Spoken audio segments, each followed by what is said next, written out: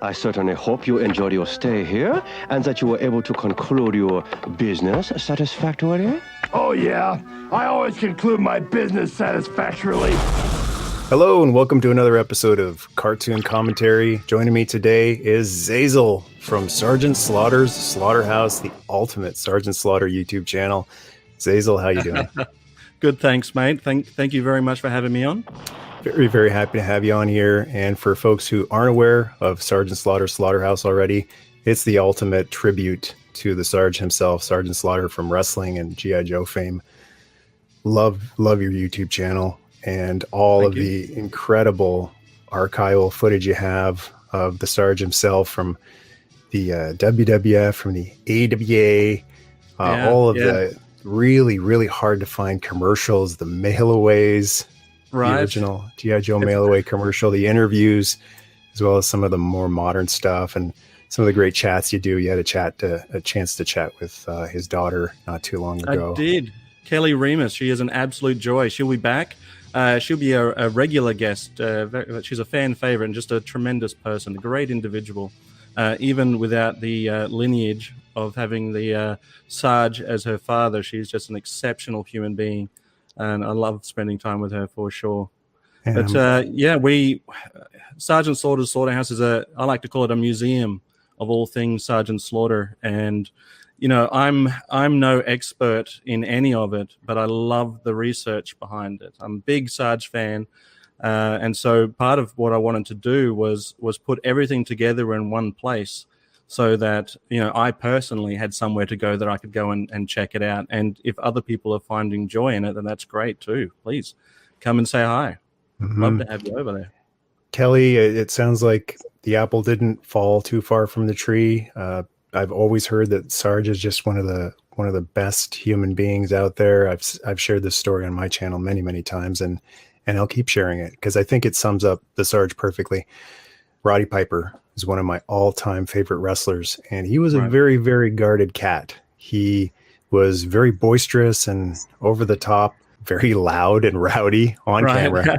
But when it came to his family, he was very, very guarded and very careful. And I remember Hot Rod saying that one of the only wrestlers he ever invited into his house was Sergeant Slaughter, which just speaks volumes about who Sergeant Slaughter is. Roddy Piper trusted his family with the Sarge. And Sarge always has a pleasing or funny story to tell about Roddy Piper as well.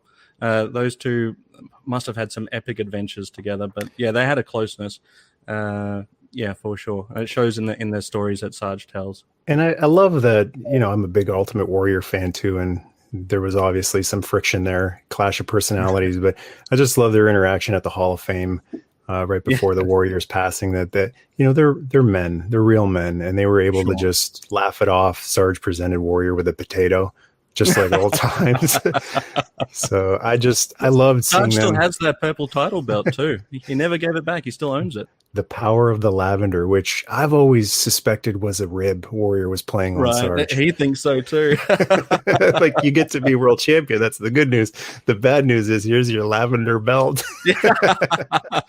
But that's definitely something that I remember the Warrior by. And I actually have a replica of that lavender belt, which when I look at it, I think of Warrior, but I also think of the Sarge too. It's connected to both of them forever. Right. So, Xazyl, today we're going to be taking a look at Ninja Holiday. Thanks for joining me on this cartoon commentary. That's all good. Ninja Holiday was actually my first G.I. Joe episode that I ever saw. Really? Yeah. It was I'd never had G.I. Joe on the TV where I was growing up. I lived in a very small town. We only had maybe 2 channels, and we didn't have G.I. Joe. And so the first time I watched a G.I. Joe cartoon was on a VHS, and the opening episode was Ninja Holiday. And that's where I got first introduced to Sergeant Slaughter. So, well, that was a lucky pick on my part. Then I just picked it because it's the episode with the most Sarge lines. Which he actually has more lines in Ninja Holiday than he has in G.I. Joe the movie, which is what a lot of us think is kind of Sarge's highlight in terms of his G.I. Joe career. So that's awesome that you get to watch your very first Joe episode ever. the most Again, here. lines, considering that for the majority, spoiler alert, for the majority of the episode, he's Wetsuit. Yeah, poor Wetsuit. You know, I was thinking that Leatherneck got his episode, but Wetsuit got cheated out of his. Yeah. Sarge stepped in. Took it and ran with his name. Yeah. So everyone out there who wants to listen along to us, if you want to just watch along, I'll have the scramble vision going like the old pay-per-view days. But if you want to actually watch the episode along, you can find it either on your DVD collection or your old VHS maybe. Tubi has it too. Check out Tubi TV. It's got the entire Real American Hero run. It's season 2 episode. I'll put a link in the show notes so you can watch along.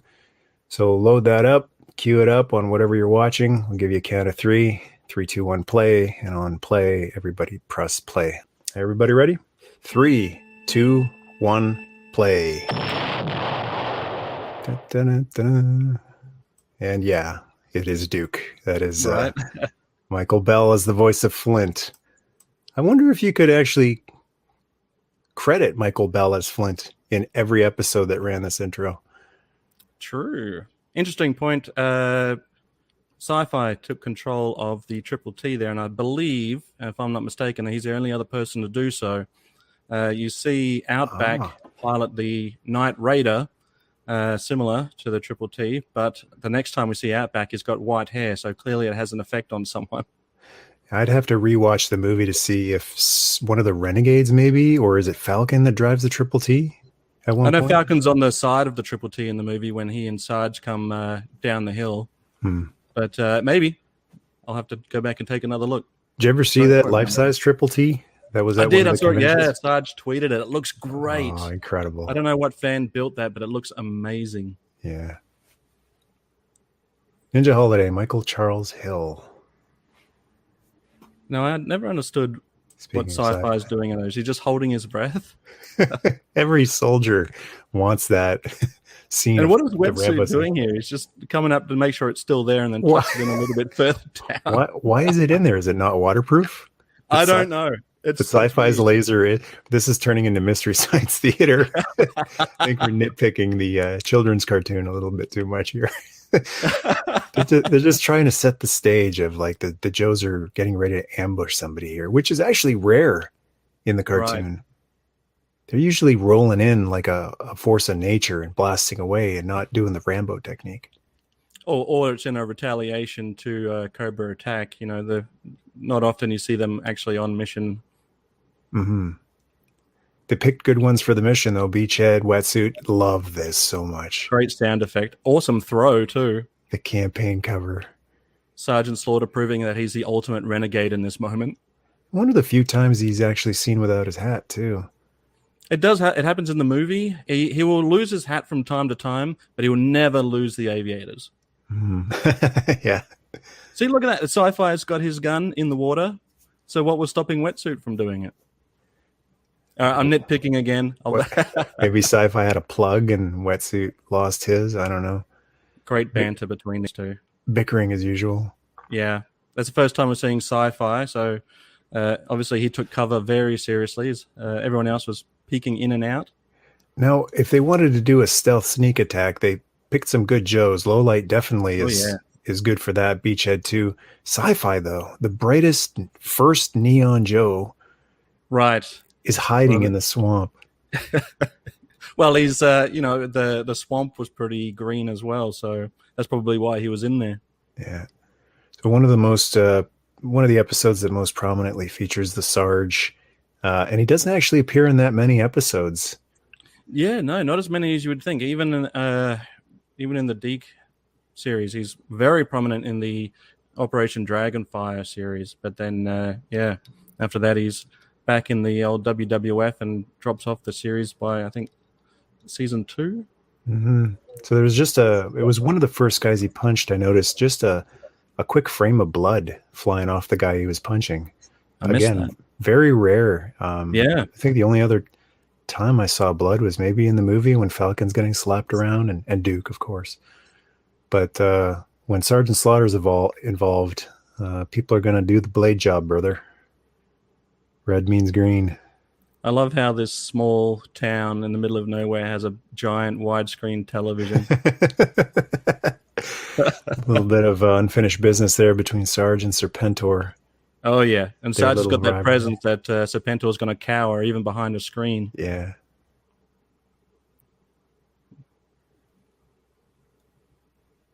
Sarge obviously has no boundaries. Happy to take someone's personal letter. Yeah. So Wetsuit's got an invitation to this, basically a Kumite. blood sport. Yeah, Kumite. So I wonder if Wetsuit was aware of what he was getting himself into. I've wondered about that in the past. I don't think so. Like, he knows it's a tournament, and I think he knows who is doing the tournament, but maybe the lethality behind it. I love this card. It's G.I. Joe branded, and one of my favorite lines from Sarge coming up right now.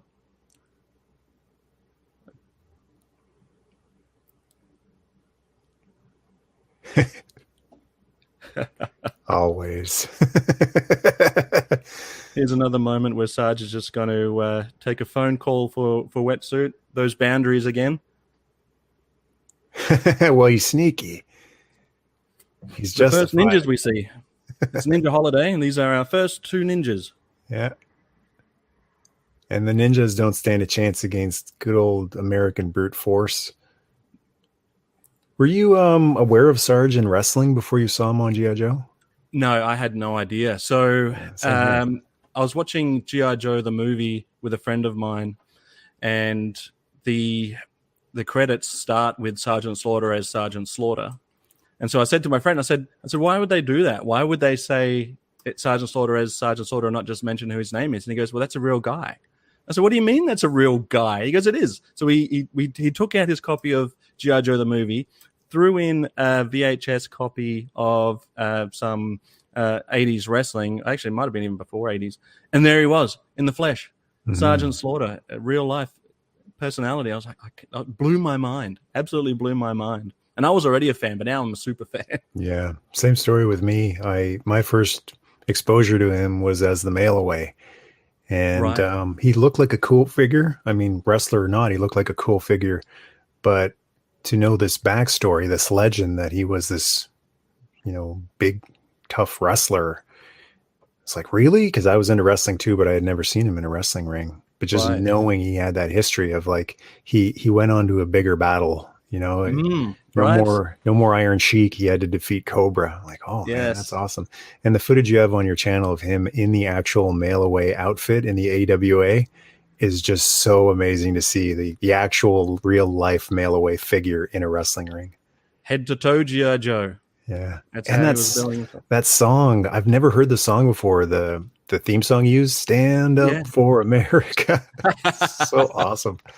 And then it transitions into their version of like the G.I. Joe theme. Jingle.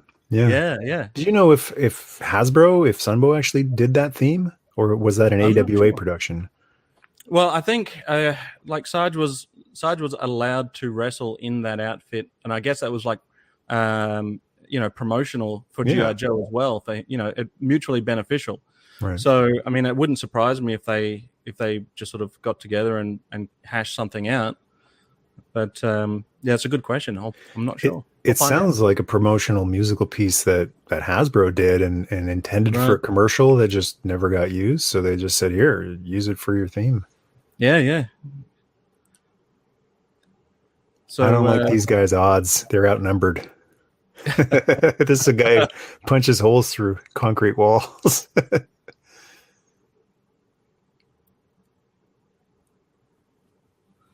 One of the rare times we see General Hawks just slightly lose his cool.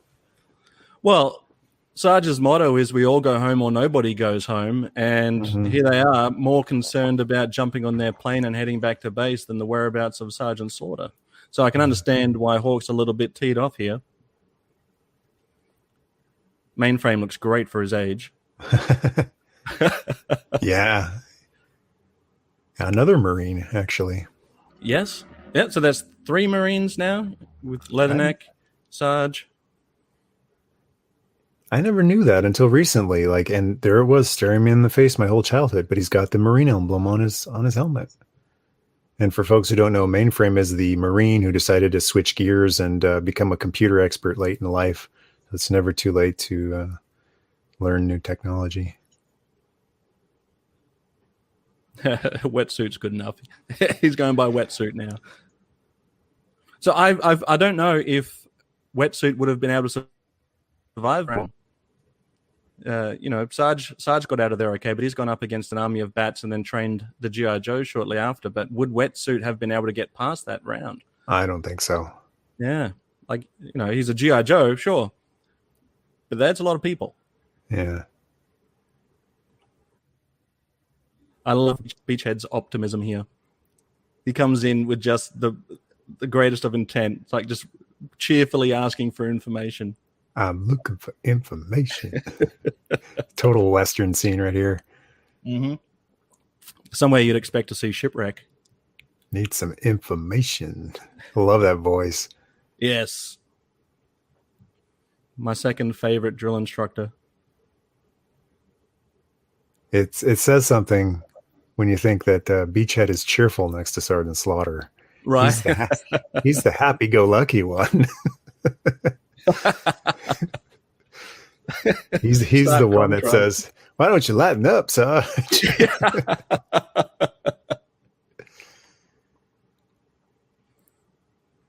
They almost look like sticks of dynamite. I think that tells you right there how well Wetsuit would have done in that blood sport. Oh, yeah. This is a total Looney Tunes moment. Look at that. Classic Looney Tunes.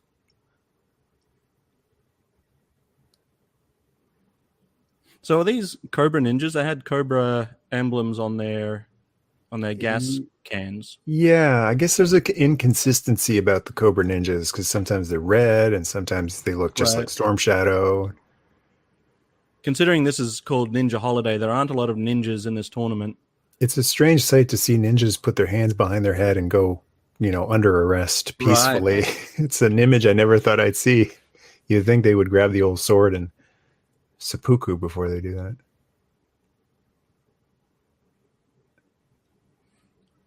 Sarge is going to learn a valuable lesson in not underestimating his opponent. Oh, the punch in the nose. He no-sells it. I didn't sell for chic. Why would I sell for a chef? Like at some point during this tournament, Sarge must be thinking that he's sending people to their death. Like it gets pretty extreme. Yeah. Like he doesn't know where they're off to. Oh. Amazing voice acting by the Sarge too. Oh yeah. I think it's great that they brought Bob Remus to voice his own character. Yeah. Like you got what was it, Hulk Hogan's Rockin' Wrestling? Yeah, and no one did their own voice. Right, they did live segments, but yeah, they weren't voicing their own characters, and they could have easily have done this here. Mm-hmm. And it's such a missed opportunity that Hulk Hogan's Rockin' Wrestling. Imagine how much more watchable those episodes would be in retrospect. Piper doing his own voice and JYD and all those guys, but I don't know. Luckily, they didn't have someone stand in for Sarge. Sarge is he doesn't get a lot of credit for his promo skills, but he is a great promo. Oh, yeah, he's a great talker. So here's a moment that leads me to believe that Wetsuit would definitely have not gotten past wave 1. He's not very good in a fight. He might have won like a swimming kumite, but not, not so much a fighting one. He's got himself in a fighting tournament, and we've yet to see him do very good at all. Well, he's not good when he's attacked from behind. We know that. Well, yes, that's since been proven. He does not have eyes in the back of his head. Wetsuit sure spends a lot of time unmasked in the show in general. Right, and that's more than you'd get from people like Sci-Fi. He never unmasked as far as I can remember. Yeah, interesting. Barbecue. So, yeah, barbecue. Well, barbecue does. Barbecue unmasked. Yeah, that's right. Yeah, he takes his helmet off quite a bit. But Wetsuit is, if any figure that's permanently masked could have used that was a death blow from Sarge. Ooh. That would have killed him. That would have killed him for sure. Yeah, but I'm trying to think of who else that wears a helmet has it off as frequently as Wetsuit does? Wetsuit, you see him more often without it than you do with it on. Yeah, I customized my wetsuit at one time using, I think it was version 2 or 3 of Wetsuit, the unmasked one, and that head looks fantastic on the 86 Wetsuit body. Yeah, it does. Sometimes the part swapping doesn't quite work too well, whether the neck posts or whatever are too short or too long. But I think in that instance it works out pretty well. So we're going to see a fight between Sarge and Wetsuit. The real Mr. Forrest. Right. Forest versus Forest. Wetsuit versus Wetsuit. My brothers and I used to grab sticks all the time and have fights similar to this. And, as much as, and similar to this, in fact, where we would start off with the best of intentions, and then someone would hit someone else's knuckles and it'd be like, oh, it's on. And that would end just, as you think it would, a lot of tears, a lot of bruises, and sometimes a gash or two. But still, good fun, great memories. My brothers and I will talk about it even now to this day. Play fighting would often turn into real fighting. And I think that's what's happening between Wetsuit and Sarge. Is like, right, we're going to make it look real. And to do that, we're going to make it real. Well, he comes from the wrestler mentality of make it look real. If it's real, then it'll look real. I'm tempted to do like that, Photoshop the old Sergeant Slaughter mail away ticket. Yeah. As like mail away Wetsuit. Wonder if anyone's ever sold a Sergeant Slaughter figure as a Wetsuit complete. Oh, that would be great. That'd be great. Mr. Forrest, Wetsuit. Can you imagine put Sarge's photo on Wetsuit's file card? Yeah. That's awesome. All right, smart move to take the battle outside. See, Sarge really, when he brings out those old school wrestling moves, that's when he really starts to take control. He doesn't hold a weapon very often. That's true. Even the baton isn't really a weapon. It's just for show. The only time you ever see him with the swag stick is in the Deke animation. It's like a wrestling match. They're calling spots. Right. All right. Duck the elbow. What's the phrase all the wrestlers always use? Drop down, double, get it again, whatever it's called. Oh, stomped on his toe. Yeah, the glasses never come off. No. Head scissors, almost a Frankensteiner. Frankenslaughter. That's one you got to put in one of your future battle videos. Frankenslaughter. What is this man wearing in this jungle? This neon. He's the odd one out for sure. That is a figure in desperate need of a Night Force redeco. Yeah, and it would suit him pretty well too. I wasn't a real big fan of the version 2 sci-fi, though, to be fair. He does unmask in that one, but... you can't really go from that bombastic a color scheme to anything but. I love finally a ninja. We've got a ninja finally for this ninja holiday. The ultimate ninja, some would say. Coming in.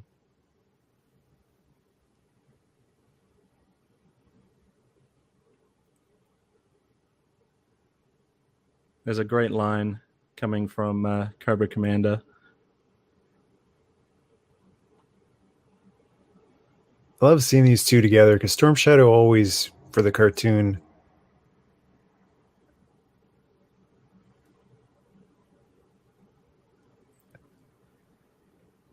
to me, Storm Shadow is always, Cobra Commander's bodyguard in the cartoon. But, right. Well, he's definitely showing that here. And it's rare to see that. Sorry, go ahead. You don't see that very often in the third season, these two paired up. But yeah, he's strong. Yeah. He's really shown some strength in this episode. Doing his DDP yoga. There's actually Sergeant Slaughter getting captured is actually a pretty common trope for G.I. Joe. True. There's at least 6 episodes where that's a main theme. And then you've got the mail away offer where is, the capture of Sergeant Slaughter by the commander. Even the mail away. So Yeah. I think he's got Duke beat then. Possibly. I don't know Duke's numbers, but I know in one of the episodes of Arise, Serpentor Arise is captured so that he can give the DNA for Serpentor. Yep. There is, obviously Ninja Holiday was one of them. I wrote it down so I wouldn't forget. Let me just get that list for you. Trying to think what other ones they were. We've got a medley of characters. I would have loved to have seen more of these characters in the tournament. They could have been Slaughter Renegades. Right? This would have been a great recruiting ground for Sergeant Slaughter's Renegades. It's a shame we only got 3 official Renegades from the movie. That could have been like a whole subline. And the Marauders are, the Marauders are just repaints. They're not really his own, they're his team, but I would have preferred to see more of like a mishmash of like exactly what we see here: a sumo guy, a chef, cowboy. That's where those Street Fighter feels really. Yeah, you can have a sumo guy. You can have a few different eclectic characters. And this was before Street Fighter, I believe. Yeah. But there's an E Honda looking character there, or Yokozuna, depending on where your fan loyalties lie. So we find out the tournament was a hit job. Find an assassin. I love that even when they're arguing, they're kicking butt.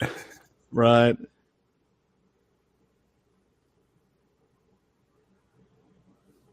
Oh.